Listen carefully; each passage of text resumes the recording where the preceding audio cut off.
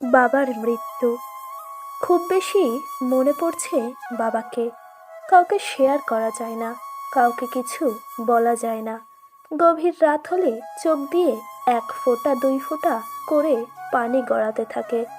আমি কাঁদি না, কাঁদতে আর ইচ্ছে করে না, কিন্তু চোখ থেকে পানি পড়া থামেনি কখনো। আমি থামাতে পারিনি, কেউ থামাতে পারে কি না আমার ধারণা নেই।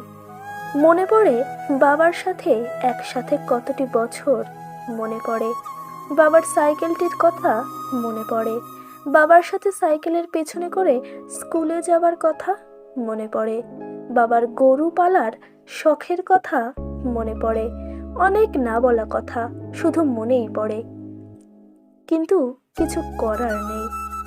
বাবাকে একটিবার ডাকতে খুব ইচ্ছে করে, খুব জোরে জোরে ডাকতে ইচ্ছে করে। আরও ইচ্ছে করে বাবা আমাকে না বলে চলে গেছে। আমি LLM এর ক্লাসে ছিলাম, বাবা অসুস্থ হতে না হতেই চলে গেলেন। আর খুব জানতে ইচ্ছে করে কেন এমন হয়। তাহলে কি আমার ছেলে মেয়েরাও এভাবে গভীর রাতে জেগে উঠবে যেমনটা আমি করি? মাঝে মাঝে আমি ঘুম থেকে জেগে উঠে পানি পান করি, আমার গলাটা শুকিয়ে যায়।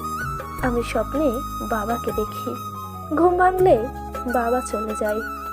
কষ্ট পাই, আমার বুকটা ধড়ফড় করে। বিদেশের রাত, মাঝরাত, ঘরে কেউ নেই, আমি একা। আমার ভয় হয়।